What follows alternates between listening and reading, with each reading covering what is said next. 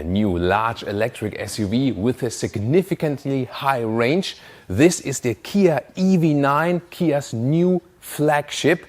It's an electric SUV, and finally we have a large EV, which is not in the super high top premium segment. Could this be at this moment the best large EV to go for? We'll find out here with Thomas and Autogefühl in 4K, full screen, full length. Let's go here, starting with the front. Really strong. This is the GT-Line, so this top sporty trim. You can see here the daytime running light in a vertical way, and we have a beautiful matte blue color. Wow, I mean, this looks amazing, doesn't it? The GT-Line also features more sporty features. For example, here also towards the side, we have the 21-inch wheels, and also in this, I would almost say a concept car-like design. 19-inch would be the base wheel. Then we have the contrasting wheel arch in the high gloss black, then here in the GT-Line. We can see this kind of strange side mirrors here. These are the optional camera mirrors, but you would also start with normal mirrors if you rather prefer that. Here at the side profile we can see a very angular line, so it goes against the modern trend of creating these aerodynamic bulb designs and so on, and I think it just looks stunning. Turning indicator check, looks pretty amazing here in the front, how it replaces the daytime running light, doesn't it? 5.01 or 197 inches is the length here, so really a full-size SUV indeed. Either rear-wheel drive with a small battery, around 8 seconds in the acceleration figure, or 9 seconds with a bigger battery. And if you go with a bigger battery, you can also go all-wheel drive. Then you have one electric motor per axle, and then you get less than 6 seconds to 1 kilometers or 62 miles an hour. So that is significantly quick for such a large vehicle indeed. Top speed 200 kilometers an hour or 125 miles an hour for the all-wheel drive version, 185 kilometers an hour or 115 miles per hour for the rear-wheel drive version. Once again, so strong, really angular, against the trend indeed. Yeah, it doesn't look EV at all, and I'm absolutely sold on the exterior. What about you? Turning indicators in the rear. That looks pretty amazing, doesn't it, here with this really single element design. Is there a frunk? Yes, there is one. It's small, but definitely leaves enough space for a cable, and you can easily open it from the inside of the vehicle. As for the battery sizes, by the way, either 76 kilowatt hours or 100 kilowatt hours, and that will probably translate into a real-world range of either 400 kilometers, 250 miles, or 500 kilometers, 300 miles. Recharging will be possible with the 800-volt architecture, bringing you 10 to 80% state of charge in about 25 minutes. And here a silver vehicle as a contrast. This is not the GT-Line, so a base line, but already looks quite strong. Of course, you don't have so much black contrast, but rather than a silver contrast in the lower part. Which one do you like better? Here the base version, you can see, has different turning indicators, not the vertical one, but kind of separate one inside. But also looks cool, doesn't it? In the side here, these are 20-inch, so basically in between. But design-wise, definitely prefer the GT-Line. Yeah, but you can get also more designs. This to me a little bit too closed, of course, thinking about aerodynamics and so on. This is how it looks like when the mirrors fold in or out together with the door handles. Either here in the flush setup, aerodynamics, and then accessible. And here with the silver car, you can see very well here in the side profile how the glass housing is really embodied by the vehicle colors, horizontal stress. And finally, a silver look for the rear. By the way, a heat pump is also featured with this vehicle. Then here, the doors. You can see here, these are flush door handles. They go in when you close the vehicle. Door closing sound really solid indeed. Then inside of the doors, rather soft touch here, nice fabric insert. This then here is a little bit softer even. This is then here the screen for the digital mirrors, but once again just an option. A lot of options here as well. Heated steering wheel, cool seat, heated seat, and everything with real buttons, easy to control. I really like that. And this interior is also pretty futuristic indeed. Horizontal focus area with this one screen design, and the seats are particularly interesting. These are the GT-Line seats, so they have this dual tone scheme as well, a lot of controls. This is then the button for the relaxation function, that it goes backward actually, and the material is bio-PU, so it's all animal free, even the steering wheel. and they don't use then raw oil, but for example castor oil and corn as base, so plant-based oils and material as base to create these seats, together with a lot of recycling share and other parts. So they are really going full circle as for sustainability. That's top notch. And super comfortable indeed. The material quality is amazing. So also has perforation, sea cooling. You have very good command driving position, and you see this large hood in front of you. You really get a large SUV feeling. There is plenty of headroom left, even with the 189 or 6'2". This also the small panoramic roof. Well, panoramic roof, not quite, but just a small glass roof. You can actually really open it. And why not? This shade here is just manual. And then the rear seats, they have another separate small glass roof. Interior cockpit overview in the GT-Line, two 12.3-inch screens, horizontal layout, and the cool thing is the climate unit still here with a manual control. I love that, colder and also warmer, and then here the vent strength, so straightforward still. You have these hotkeys that are basically integrated here, and they give you some kind of haptic feedback. For example, then here you can access the map. The cool thing here now, upgraded with the EV9, they also have now route planning for your charging stops. So it automatically calculates the charging stops and then also preheats the battery when you have a charging station set. This is really important. Then the steering wheel here, in and out, up and down. Once again, really good volume jogs here, real buttons at the steering wheel. They found a good user interface. The shifting lever is here. You put it forward like this in drive mode, right side P and back to reverse. So this is really, you step in the vehicle and you directly know where is what. Then in the lower part you have this huge middle console. You could put up this here. Then you have inductive charging pad underneath for your smartphone. And in the front you can slide this one open and everything resonates very well. This is premium quality indeed.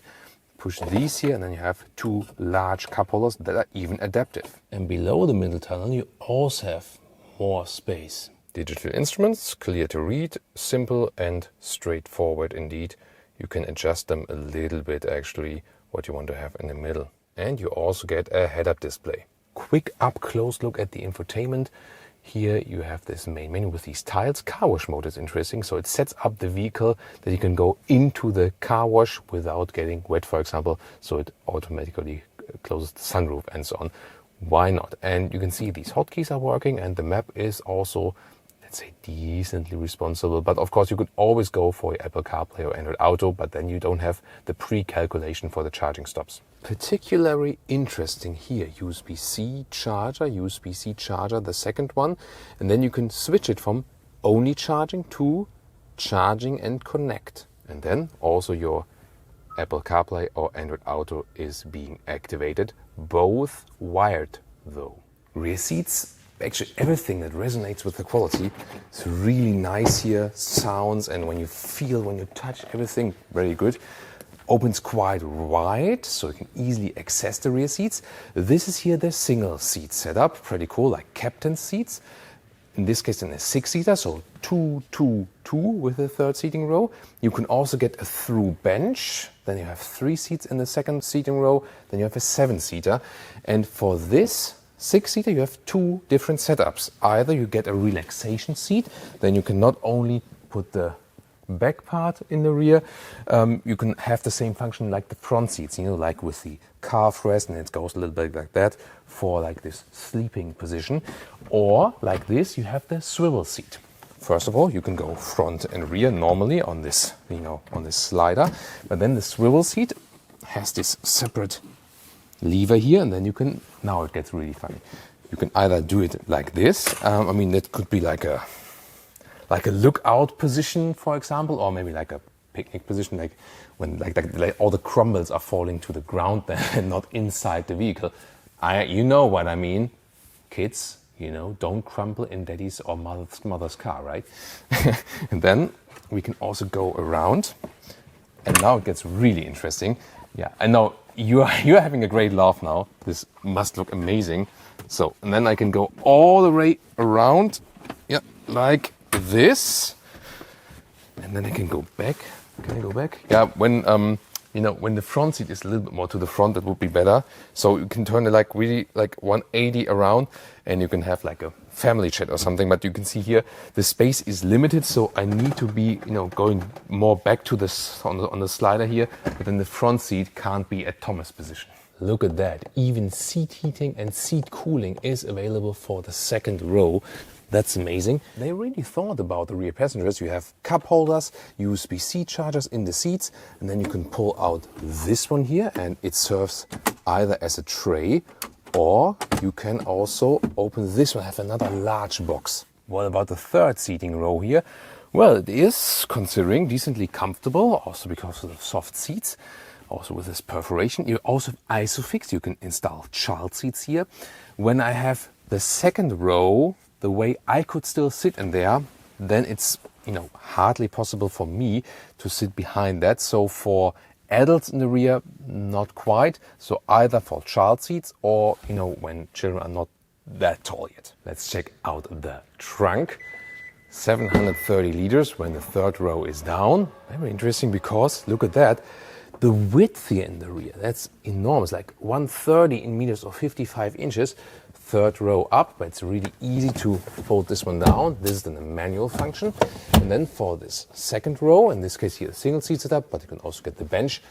2 buttons here, and then they easily fold down. Wow, look at that. So the normal trunk length here, this is like 115 in meters or 45 inches. To this one, and then to the driver's seat. Wow, this is like 2 meters 15 or 85 inches. Second interior, here the base line with fabric, gray leatherette, looks cool. And then in the lower part of the door you can see this really large door sill that protects the interior from getting muddy also in the lower part of like the entry badge and so on. And then you can see this different layout here also for the seats and the steering wheel. Also looks quite attractive. I think it's a cool thing that they didn't go like this just plain black everything, you know. This looks interesting, but it's still subtle enough, you know what I mean? So sometimes you have boring interiors or you have like, you know, orange green over the top. Here I think they found a good solution. Look at here the seats once again, the all vegan seats as well, perforation, good material quality, is also very soft. And then for the headrest you always have fabric, and that's also a very soft cushion. Once again, think of it, when you have the relaxation seats function, then you really have a very soft cushion for your head, and you can maybe like take a power nap while quick charging. Do you like this interior better here or the GT line? Here, by the way, also very interesting structures right here. And once again, they brought down the CO2 output through the whole process with all of the materials they picked. This base version here, for example, has the manual steering wheel control, but it feels also really good. And yeah, I mean, why not? What I also appreciate is that we can directly pick the drive modes at the steering wheel.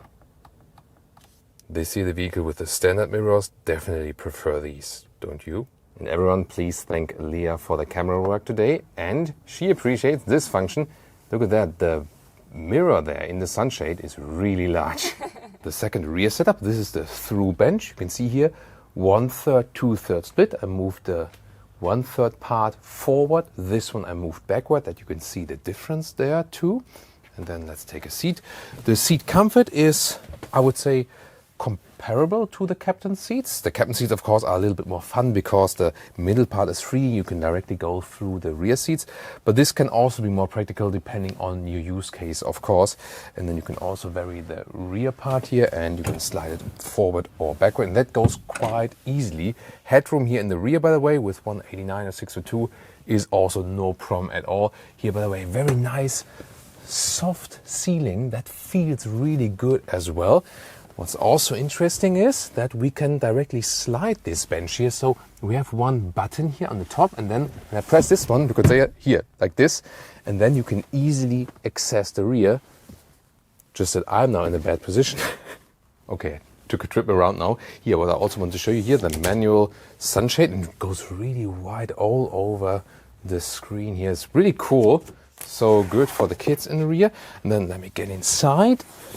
So this works as well, and I've put this one here a little bit more forward now, And you can see once again, yeah, it does not fit that well for tall. But overall, it's nice to have this flexibility also for more child seats or for, like smaller children or something in the rear. Pretty cool here. For the second seating row, you have an own AC unit in the ceiling. And I love how they pay attention to details here. This feels also so good, looks cool here, open or close off the vents. And they can also adjust them here. So open, close the vents, and then you can slide them around like this. For the rear passenger is pretty cool. And here a quick example how the base version is a little bit simpler. You just have, this cubby hole right there. You don't have this slider where you can slide it out and without the tray and so on, but you can of course also live with that. The trunk of the 7-seater is actually quite the same. Here you can see this through bench and then the same mechanism, put them forward. Super easy, straightforward. Look at that loading area. That's really amazing indeed. Then here in the front, by the way, there's some more space underneath here, but just barely. This is, for example, the storage then here for this rear cover. But cables, they rather think to that you store them in the frunk in the front there. You also have 12-volt supply here. Then you have a real 250-volt supply here, but of course you can also use the vehicle to load function on the outset of the vehicle, so both is possible, like for the camping mode. And then, by the way, if you want to put up the third seating row again, it's so easy. Just pull these here like this, then secure it here in your favorite position, like this, and that's it. Two things remains to be seen. For example, if you can also drive in Europe with the seats facing backwards, regulations are not clear yet. And also if the smaller battery will also come to the European market. But overall, you can say it is one of the best proposals for a large EV at this moment. Definitely, we can say so. We'll of course keep you up with driving, also check about the real world range and so on. And you can tune in, for example, to our Kia EV6 GT review, or maybe if you think about a large EV sedan, recent VW ID.7.